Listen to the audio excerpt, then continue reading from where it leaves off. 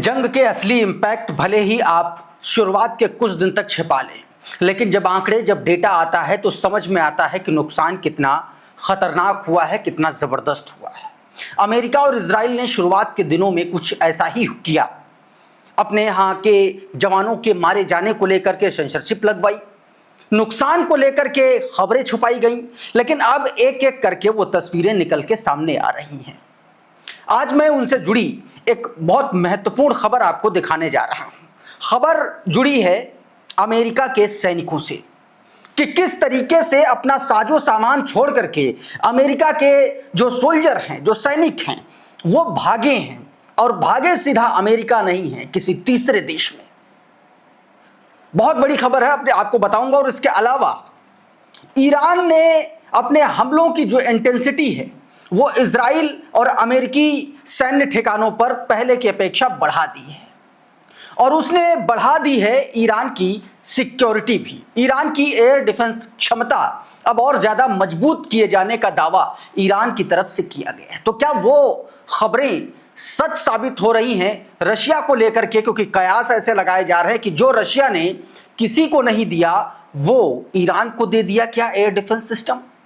बात उस पर भी करेंगे और बात हिजबुल्लाह के लड़ाकों की भी करेंगे, क्योंकि हिजबुल्लाह ने एक ऐसा कारनामा किया है जिसको देख करके पूरी दुनिया कह रही है कि हिजबुल्लाह जो है, जितना उसको कमजोर समझा गया था वो कहीं ज्यादा मजबूत निकला। और ये बात इजरायली भी कहते हुए नजर आ रहे हैं। बहुत सारी खबरें हैं। सबसे पहले जरा इस खबर पर गौर करिए। ये स्पुतनिक की खबर है और स्पुतनिक ने जो दावा किया है वो चौंकाने वाला है। और स्पुतनिक ने दावा किया है अमेरिकी मीडिया एनपीआर के हवाले से।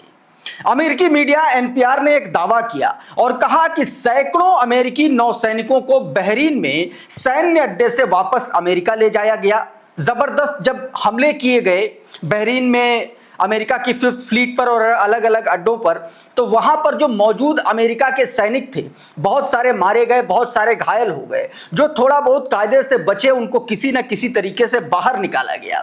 दावा किया गया इस रिपोर्ट में नौसेना के एक प्रवक्ता के हवाले से कि 1500 यानी कि 1500 नौसैनिकों को और उनके परिवार वालों को, उनके साथ उनके जो पालतू जानवर थे, उनको बहरीन से वापस अमेरिका भेजा गया। ये नौसैनिक नॉरफॉक वर्जीनिया पहुंच रहे हैं।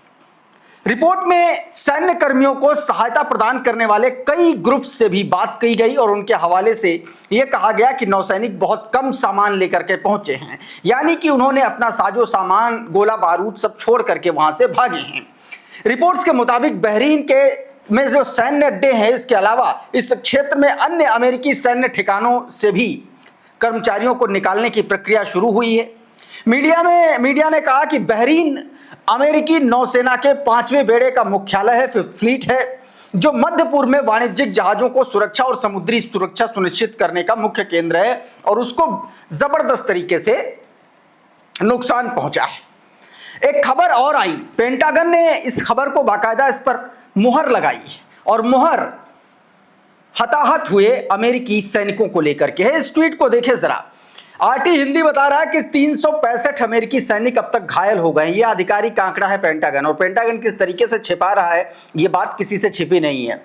शुक्रवार को पेंटागन ने ये आंकड़े जारी किए और उसमें यह बताया कि घायलों में सेना के 247, नेवी के 63 और मरीन 19 और वायुसेना के 36 जवान शामिल हैं। यानी कि जो हमले ईरान अपनी मिसाइलों के जरिए, अपने ड्रोन के जरिए अलग अलग अमेरिकी ठिकानों पर कर रहा है, उसमें बहुत जबरदस्त तरीके से अमेरिकी सैनिक भी हताहत हो रहे हैं। और हताहत तो ताज़ा हमले में भी इजराइल के लोग भी हुए होंगे, इजरायली सैनिक भी हुए होंगे। जरा इस खबर को देखिए, इस वीडियो को देखिए। ये तेल अवीव का इलाका रमत गन, और उस वहां पर जो हमला किया गया ईरान की मिसाइलों के द्वारा, तो जबरदस्त नुकसान हुआ है। आप साफ तौर पर देख सकते हैं कि धुएं का गुबार किस तरीके से उठ रहा है, ऊंची ऊंची इमारतें, और उसके बीच में यह हमला किया गया। दावा किया गया कि जिस ह्यूमन शील्ड की बात ईरान कह रहा है, उसी ह्यूमन शील्ड का इस्तेमाल इजरायली अफसर, इजरायली बेंजामिन नेतन्याहू सरकार के जो से जुड़े हुए लोग हैं वो कर रहे हैं, और शायद यही वजह है कि इन जगहों को ईरान निशाना बना रहा है। कुछ और तस्वीरें देखिए, ये प्रेस टीवी ने जारी की है। तेल अवीव पर हमलों की तस्वीरें देखिए जरा। प्रेस टीवी के हवाले से जबरदस्त यहाँ पर देखिए किस तरीके से धुएं का गुबार उठ रहा है। बड़ा हमला हुआ, आग भी लगी है। ये देखिए एक और तस्वीर, अब एक और तस्वीर देखिए, ये सबसे जबरदस्त तस्वीर है। भयानक हमला हुआ, जबरदस्त अटैक हुआ है। प्रेस टीवी ने ये तेल अवीव की तस्वीरें अपने ऑफिशियल सोशल मीडिया हैंडल्स पर छापी। और थोड़ा सा और तस्वीरें देखिए, ये निशाना बनाया गया, ये उस मौकाए वारदात की तस्वीरें। कारों में आग लग गई है, कुछ इमारतों को भी नुकसान पहुंचा, ऐसी तस्वीरें निकल के सामने। ये देखिए कितना ज़बरदस्त अटैक हुआ, क्लस्टर वॉरहेड वाली मिसाइलें दागी गई थी, बड़ा हमला हुआ है। मतलब आप समझिए कि रेस्क्यू जो टीमें हैं उनके पहुंचने के बाद भी आग पर काबू नहीं पाया जा सका है, तो आप इस हमले की इंटेंसिटी को समझ सकते हैं। सुलेमान अहमद लिख रहे हैं, cars and buildings are still और on fire in Tel Aviv after Iranian cluster strike, ये कहा गया। अच्छा, मामला यहीं तक नहीं है, ईरान मौज लेने में भी पीछे नहीं है। डोनाल्ड ट्रंप देखिए, जब से F-15 गिराया गया, जब से उसके ब्लैक हॉक जो हेलीकॉप्टर्स हैं वो गिराए गए, दो एक F-16 जो है वो गिराया गया मिडिल ईस्ट के किसी और देश के आसमान में, और कई सारे उसके विमानों को, फाइटर जेट्स को हिट किया गया। तब से डोनाल्ड ट्रंप सन्नाटा साधे बैठा हुआ है, एक बयान उस वक्त तक नहीं दिया। तो एक ट्वीट आया, इसको देसी भाषा में आप समझ लीजिए कि उकसाना कह रहे हैं। डोनाल्ड ट्रंप को उकसाया गया। ईरान एम्बेसी, जिम्बाब्वे की ईरान एम्बेसी ने देखिए क्या ट्वीट किया, Trump please talk, we are bored. मतलब ट्रंप को एक तरीके से ईरान ने मजाक का पात्र बना दिया है। बेशर्मी, बेहयाई और बेइज्जती का स्मारक बनाए जाने की जंग भी ईरान अमेरिका से लड़ रहा है कि डोनाल्ड ट्रंप की जो इमेज है उसको किस तरीके से तहस नहस किया जाए, बर्बाद किया जाए। ये उससे जुड़ा एक ट्वीट आपकी स्क्रीन पर आप देख सकते हैं। दूसरी तरफ ये देखिए इराक में क्या हो रहा है। इराक में इराकी जो वर्तमान में जो सरकार है उसके खिलाफ किस तरीके से यहाँ पर प्रोटेस्ट हुआ। इराक में लाखों लोग यहाँ पर शामिल हुए हैं, और ये प्रोटेस्ट दरअसल इराकी सरकार का जो समर्थन है अमेरिका या इजराइल को, उसके खिलाफ ईरान के समर्थन में ये लाखों लोगों की भीड़ इकट्ठी हुई है। ये इराक की राजधानी में ये भीड़ आप साफ तौर पर देख सकते हैं। मिडिल ईस्ट में चल रहे वॉर के खिलाफ, अमेरिका और इजराइल के खिलाफ ये लोग इकट्ठा हुए हैं।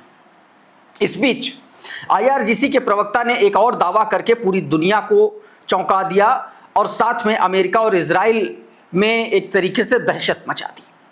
IRGC के प्रवक्ता ने ऐलान किया कि अब उसने एक तरीके से जो एयर डिफेंस सिस्टम है वो पहले से ज़्यादा नियंत्रित होगा।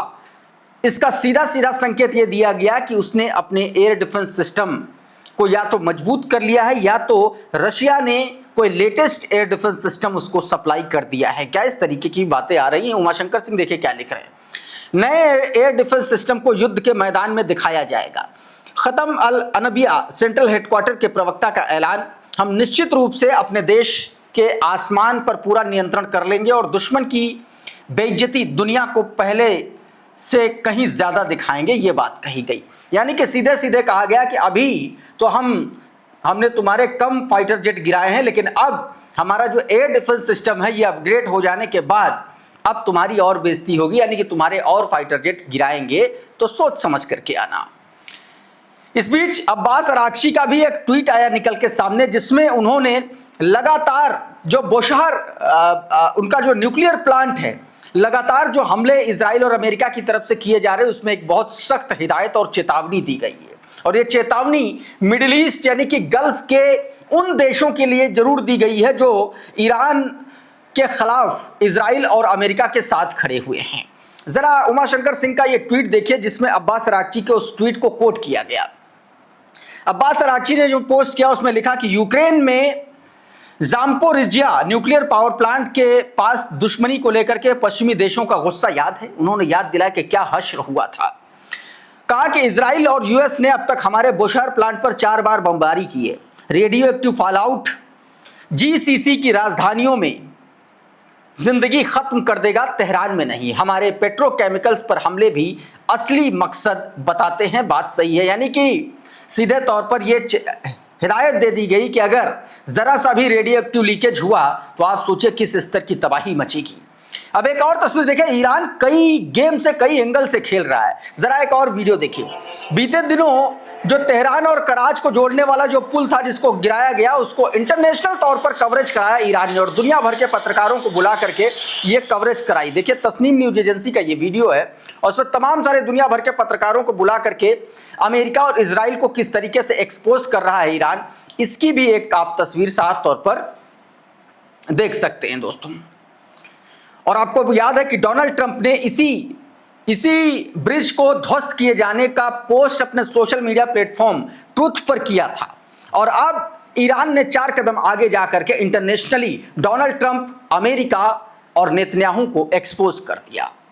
एक और एक्सपोजर हुआ है दूसरी तरफ, किस तरीके से दूसरे दांव में ईरान खेल रहा है और इसका पूरा खुलासा लकी बिश ने किया। ये जरा ट्वीट देखिए F-15 को लेकर के। बताया कि अमेरिका का F-15E फाइटर जेट 3 अप्रैल 2026 को ईरान के ऊपर गिराया गया।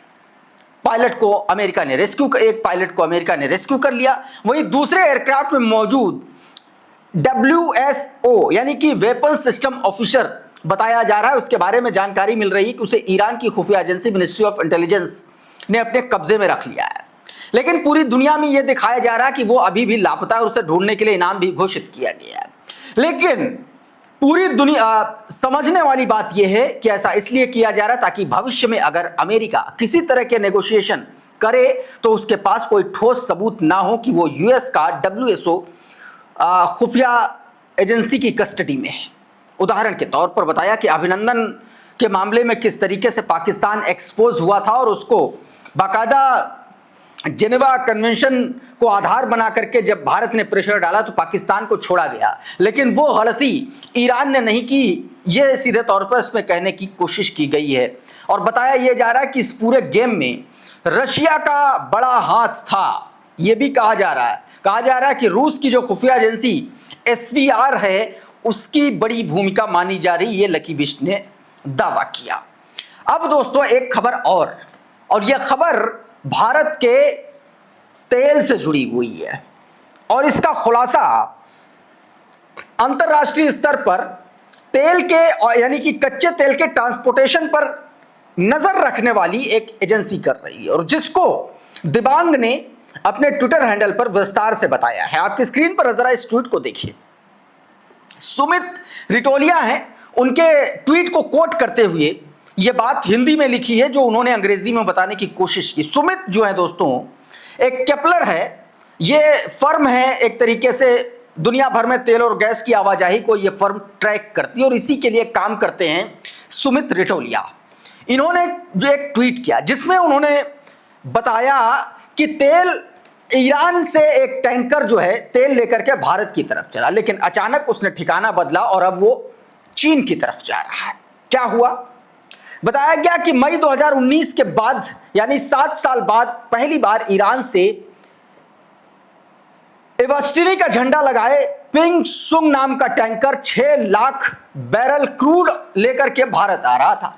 उसको गुजरात के वाडीनार बंदरगाह पहुंचना था। दुनिया भर में तेल और गैस की आवाजाही को ट्रैक करने वाली फर्म केपलर ने इस पर खबर की पुष्टि की। अब पता चल रहा है कि पूरा खेल आज नगद कल उधार का है, यानी जंग के बाद ईरान ने तेल पेमेंट की शर्तें बदल दी हैं। अब 30 से 60 दिन की जो कैपिंग थी उधार वाली, उसको बजाय अब एडवांस में पेमेंट ली जा रही है। केपलर से जुड़े सुमित रितोलिया का कहना है कि लगता है पेमेंट की शर्तों में आए बदलाव से जुड़ा हुआ मामला है। अब तेल बेचने वाले देशों ने शर्तों को कड़ा कर दिया है। केपलर के मुताबिक ये जहाज अप्रैल 29 तक चीन के बंदरगाह डोंगिंग पहुंच जाएगा। अगर पैसा दे दें तो तेल अभी भी भारत को मिल सकता है, यह बात कही जा रही। भारत आने वाला तेल चीन की तरफ चला गया। साथियों, अभी के इस वीडियो में बहरहाल इतना ही। बहुत बहुत शुक्रिया, बहुत बहुत धन्यवाद। आप जुड़े रहिए आपके अपने चैनल द लाइव टीवी के साथ। नमस्कार।